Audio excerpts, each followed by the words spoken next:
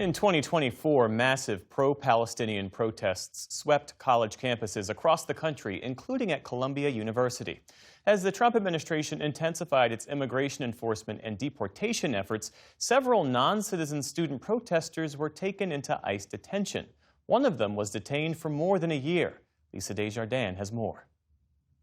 Leqaa Kordia arrived in the United States in 2016 on a tourist visa from the West Bank to reunite with her mother, a U.S. citizen living in New Jersey. She enrolled in English school, started working as a waitress, and applied for her green card in 2017 through a family petition.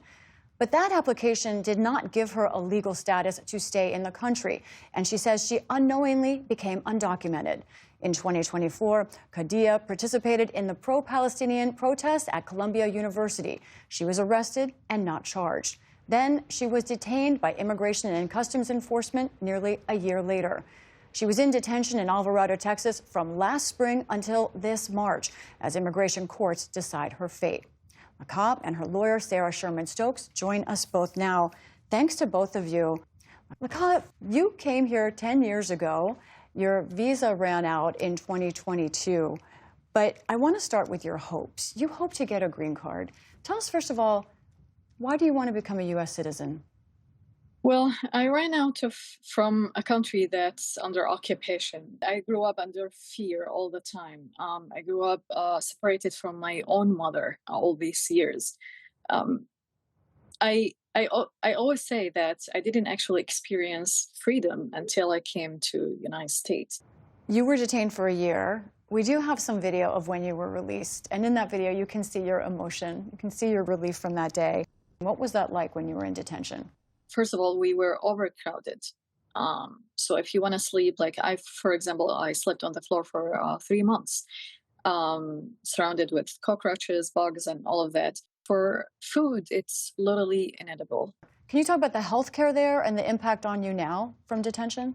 So healthcare is over there. It's almost zero. The fever that I had that was very, very bad to the point that I literally felt like I'm going to die this night. I was reciting my prayers. I was asking God for forgiveness, which after a few days, I suffered my first seizure ever. Doctors said that because of lack of proper nutrition, lack of sleep, and constant stress. Now I'm diagnosed with epilepsy after suffering my second seizure on April 30th. I cannot drive. I cannot swim alone. I cannot hike alone. So many things that used to make me feel free. Now I can't do it. Now I have to stay on a specific diet, taking heavy anti-seizure medication every day. Government ICE literally messed up my health. You mentioned prayer. You clearly left detention changed by it. What was it like trying to practice your faith in detention? My religious rights were often violated.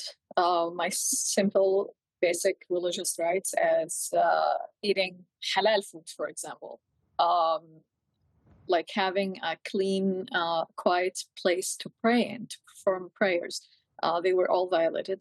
I didn't find the Holy Quran. I didn't find anything. They didn't have hijabs for girls who want to perform prayer, but they're not wearing hijabs. I kept asking about hijab actually for 50 days.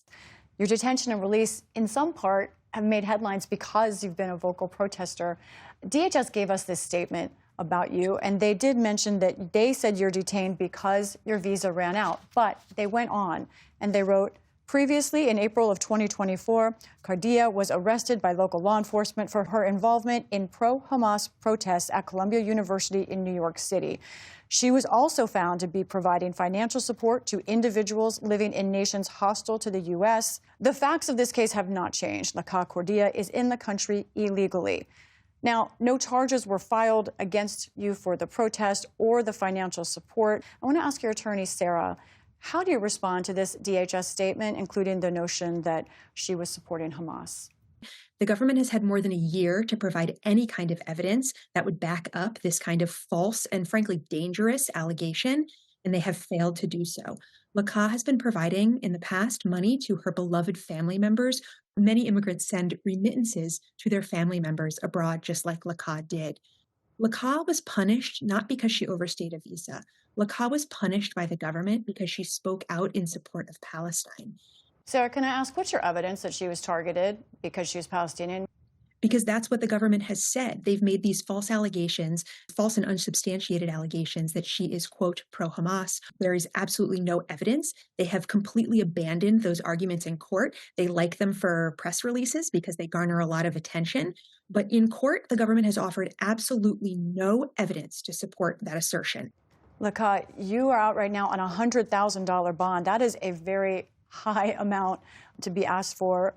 What is your response to DHS and the way that they say you deserve to be deported? I mean, to be imprisoned for a whole year simply for practicing my freedom of speech and to be accused of horrific things that I have nothing to do with, it's outrageous.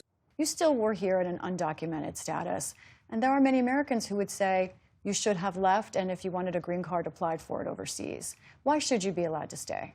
Simply because if I went back, there is a high possibility of like jailing me, even killing me back in Palestine, or what's so-called Israel, where they want to deport me, actually.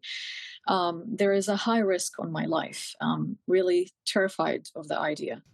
Because you're a protester here, or why? Because I'm a protester, because I'm outspoken, and because I'm Palestinian.